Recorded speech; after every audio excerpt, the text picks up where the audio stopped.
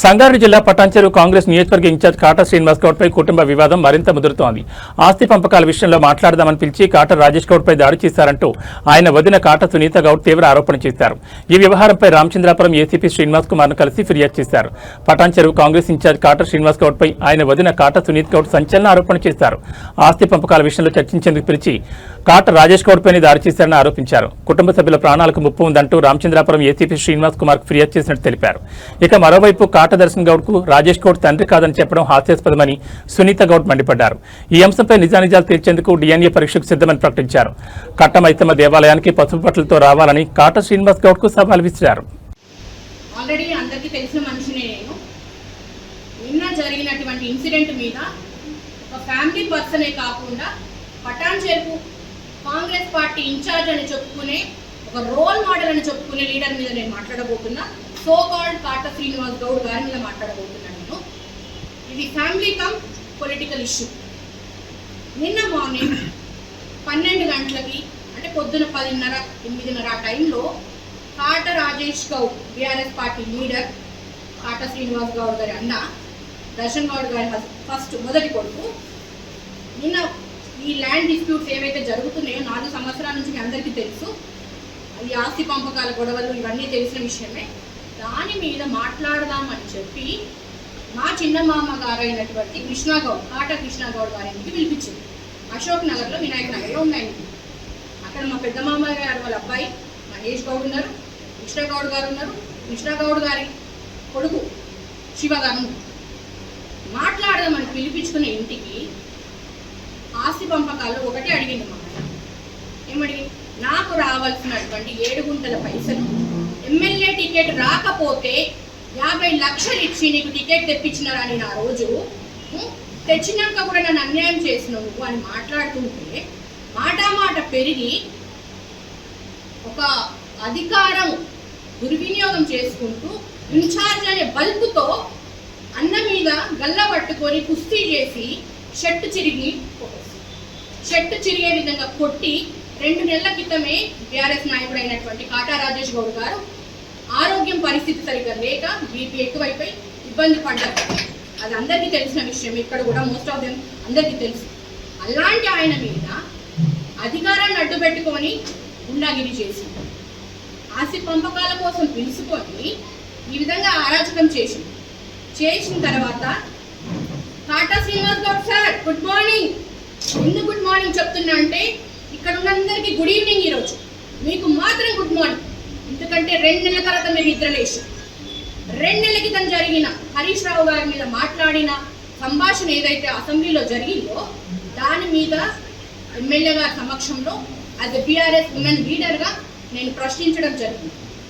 2 నెలల తర్వాత నువ్వు ఈరోజు నిద్రలేసి ఒక BRS పార్టీ లీడర్ మీద దొంగ ఉండ లంజం ఉండ అనే టైటిల్స్ ఇచ్చి ఇది నీ సంస్కారం.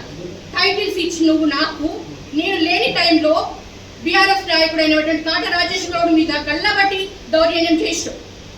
నీకు దమ్ము ఉంటే నువ్వు మొబైల్ అయితే రా బయటికి, నేనున్న మాట్లాడతా. ప్రెస్ మీట్ మాట్లాడింది నేను, ఆయన కాదు. ప్రెస్ మీట్ మాట్లాడి ఆస్తి పంపకాల కోసం పిలుచుకొని ఈ విధంగా అరాచకం చేస్తావు.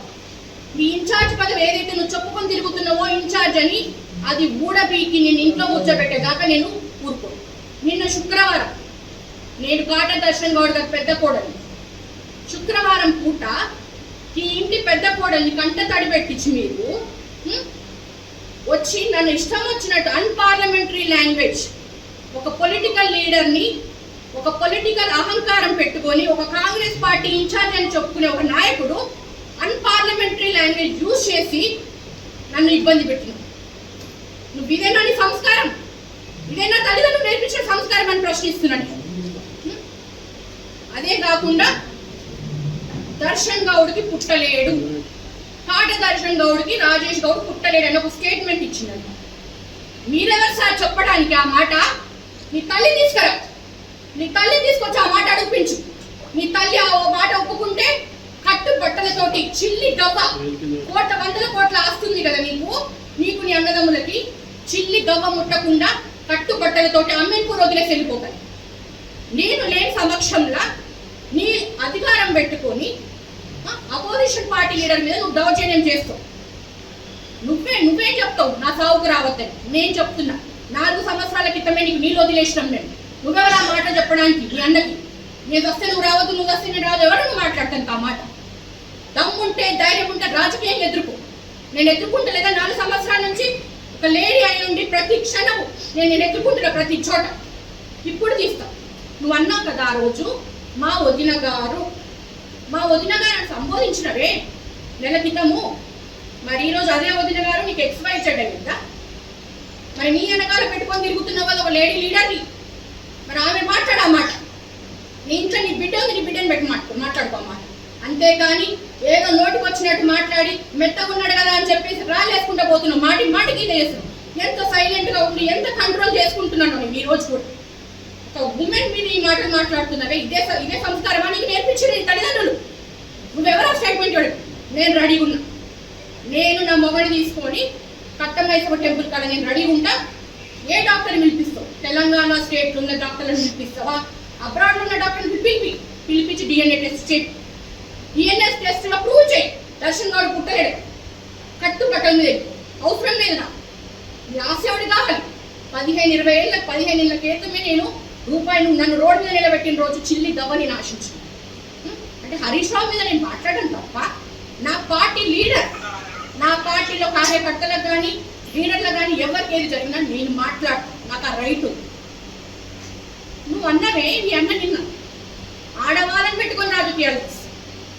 ఎమ్మెల్యే గారు అన్నావు కదా, ఆడవాళ్ళని పెట్టుకొని రాజకీయాలు చేస్తున్నారు, టైటిల్ ఇస్తున్నారు కదా మీరు.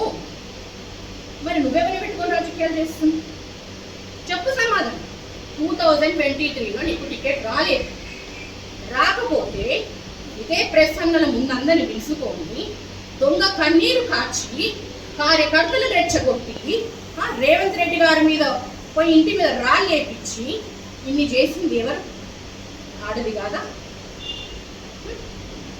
నీ గవర్నమెంట్లో నీ మినిట్స్ పార్టీకి సంబంధించినటువంటి మినిస్టర్ గారు కొండ సురేఖ గారు వచ్చారు పటంచు.